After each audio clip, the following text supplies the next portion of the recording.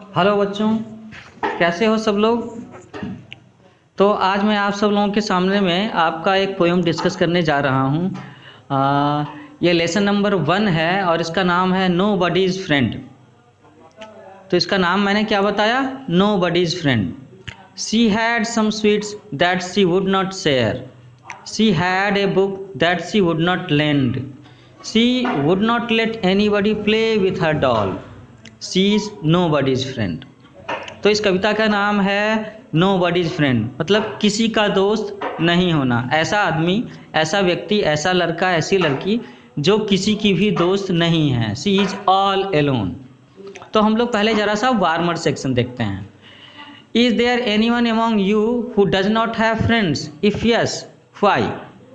तो जरा आप सोच करके देखो कि आपके आसपास में कोई ऐसा बच्चा है क्या कि जिसका कोई भी दोस्त नहीं है, जिसके साथ में कभी भी 2-4 बच्चे बातचीत करते, खेलते, कूदते, घूमते फिरते नज़र नहीं आते। What different things do you share with your friends? और अगर आपको दोस्त बनाना पसंद है, इफ़ यू लव फ्रेंडशिप, तो आप दोस्तों के साथ में क्या क्या शेयर करते हो, क्या क्या बांटते हो। Make a list of these things. Name some of the things that your friends like don't like. आपको एक लिस्ट भी बनानी है जिसमें आप लिखेंगे कि आपको अपने दोस्तों में क्या चीज़ें पसंद हैं और दोस्तों की कौन कौन सी चीज़ें नापसंद हैं, आप उसे पसंद नहीं करते। दोस्त के अंदर में अच्छी आदतें भी हो सकती है, बुरी आदतें भी हो सकती हैं ना। And how do you feel when your friends enjoy the things that you share with them. और तुम्हें कैसा महसूस होता है जब तुम्हारे दोस्त अपनी चीज़ों को तुम्हारे साथ में बांटते हैं। दोस्त एक दूसरे के साथ में क्या क्या चीज़ें बांटते हैं, ज़रा बोल करके बताना, सोच करके बताना। तो दोस्त एक दूसरे के साथ में कॉपी शेयर करते हैं, किताबें शेयर करते हैं। अगर तुम्हारी पेंसिल खो गई हो, पेन खो गया हो और तुम्हें लिखने का काम हो तो वो पेन पेंसिल शेयर करते हैं, इरेजर शेयर करते हैं, अपनी कहानियों की किताब शेयर करते हैं। और अगर वो टिफ़िन में अच्छे अच्छे खाने की चीज़ें लेकर के आए हों तो वो भी शेयर करते हैं, टॉफ़ी शेयर करते हैं। और क्या होता है, कभी कभी वो तुम्हें अपने बर्थडे पर बुलाते हैं तो केक भी शेयर करते हैं। वो तुम्हारे साथ में अपने दुख सुख शेयर करते हैं। What ever they got good with them, उनके पास में जो भी अच्छा है वो तुम्हारे साथ में शेयर करते हैं। तो फ्रेंडशिप ऐसा ही रिश्ता होता ही है ना। तो हम लोग जिस पोएम को डिस्कस करने जा रहे हैं उसका नाम है नो बडीज़ फ्रेंड, कि ऐसा किसी व्यक्ति का, किसी बच्चे का, किसी लड़के लड़की का होना जिसका कोई भी दोस्त नहीं है। तो कविता की शुरुआत की गई है कि she had some sweets that she would not share. उसके पास कुछ मिठाइयाँ हैं लेकिन वो किसी से बांटेगी नहीं। She had a book that she would not lend. उसके पास एक अच्छी सी किताब है और उसे भी वो किसी को उधार नहीं देगी, किसी को पढ़ने को नहीं देगी। She would not let anyone play with her doll. और वो किसी भी दूसरे बच्चे को, किसी बच्ची को अपने खिलौने के साथ में, अपनी गुड़िया के साथ खेलने भी नहीं देगी। इसीलिए सी इज़ नो बडीज़ फ्रेंड, इसीलिए वो किसी की दोस्त नहीं है। तो क्या बताया गया यहाँ पर, मैंने जो देख रहा हूँ यहाँ पर, तो इस हिसाब से मुझे लगता है कि ये बताया जा रहा है कि पहले 3 लाइन में ये बताया जा रहा है कि अगर आप क्या क्या चीज़ें नहीं करते तो आप नो बडीज़ फ्रेंड हो। तो हम लोग देख रहे हैं कि इस पिक्चर में कि ये जो बच्ची है किसी के साथ में मिठाइयाँ शेयर नहीं करती, अपनी किताब शेयर नहीं करती, वो किसी को अपना डॉल खेलने के लिए नहीं देती, इसीलिए सी इज़ नो बडी फ्रेंड, वो किसी की भी दोस्त नहीं है। Now what is stored in this second picture.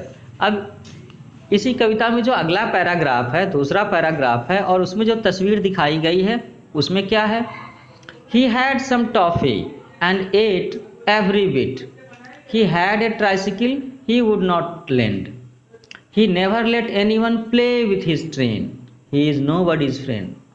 यहाँ पर भी हम लोग देख रहे हैं कि एक लड़के की बात की गई है और उसके बारे में बताया गया कि उसके पास में कुछ टॉफ़ी है लेकिन उसका वो सारा का सारा टॉफ़ी वो अकेले खुद ही खा जाता है। उसके पास एक ट्राईसाइकिल है जिसमें 2-3 बच्चे एक साथ बैठ करके चला सकते हैं, लेकिन वो अपनी ट्राईसाइकिल किसी के साथ में शेयर नहीं करता, किसी को चलाने के लिए देता भी नहीं, है ना। और उसके पास एक टॉय ट्रेन भी है, एक खिलौना ट्रेन भी है, लेकिन वो उसे किसी को भी चलाने नहीं देता। He never let anyone play with his train so that he is nobody's friend. और इसीलिए हम लोग कह सकते हैं कि वो किसी का दोस्त नहीं है। अब यहाँ पर जो लेखक हैं आखिरी पैराग्राफ में अपने बारे में बता रहे हैं, और जो पोइट हैं उनका नाम है Enid Blyton.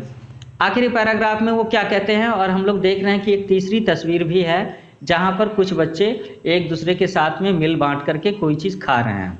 So what is written in the third paragraph, यहाँ लिखा है but I will share all of my sweets with you, मैं अपनी सारी मिठाइयाँ तुम्हारे साथ में बांटूंगा।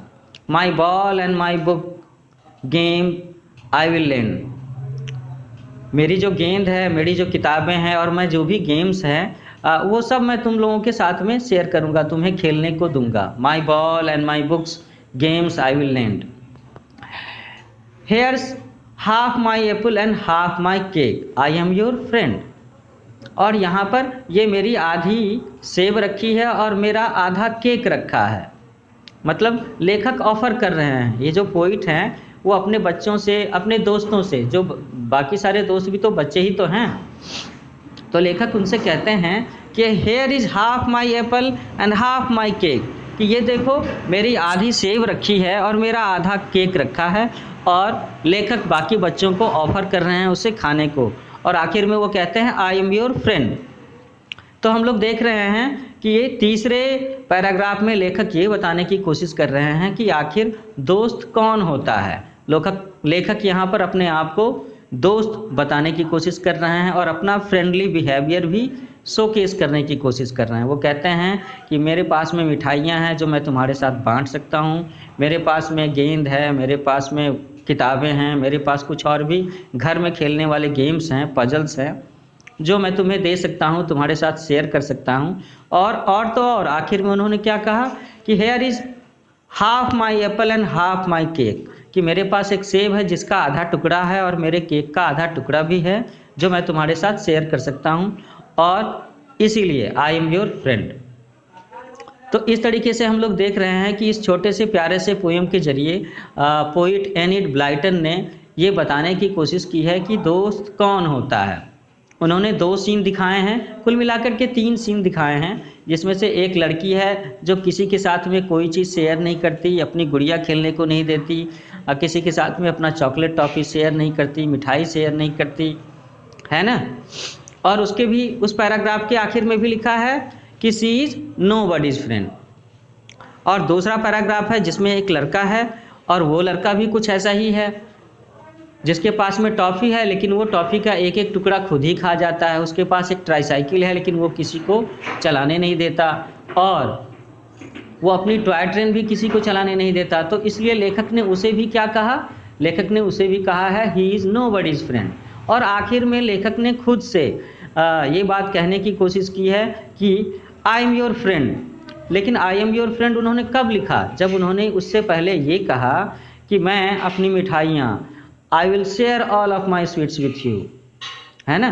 वो अपनी मिठाइयाँ दूसरे बच्चों के साथ शेयर करने की बात करते हैं, अपनी किताबें, गेम्स, बॉल शेयर करने की बात करते हैं, और तो और वो कहते हैं कि मैं अपनी आधा सेब भी तुम्हारे साथ में शेयर कर सकता हूँ, मैं अपना आधा केक भी तुम्हारे साथ शेयर कर सकता हूँ।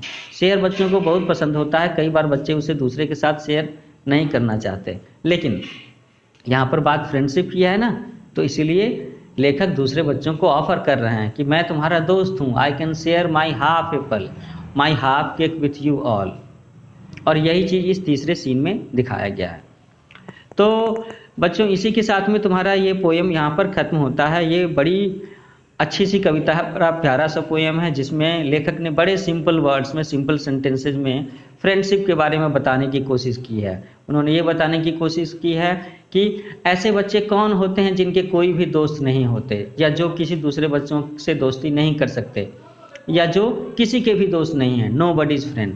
और अगर मुझे किसी से दोस्ती करना है, मुझे फ्रेंड बनाना है, मुझे फ्रेंडशिप ज्वाइन करनी है, तो मुझे क्या करना चाहिए, मुझे अपनी चीज़ें दूसरों के साथ में बांटनी चाहिए, अपनी खुशियाँ दूसरों के साथ में शेयर करनी चाहिए, मुझे दूसरे बच्चों के साथ में खेलना चाहिए।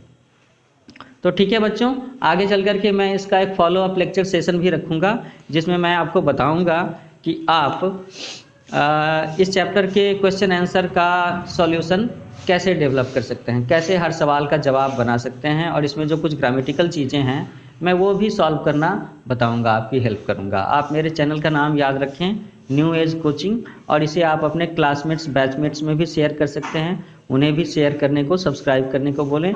मैं आगे चल कर के आपके लिए काफ़ी सारा लेक्चर डालने वाला हूँ, English, Hindi, science, social studies, maths और कंप्यूटर साइंस के भी। तो हम लोग फिर मिलते हैं। Okay, take care, bye bye.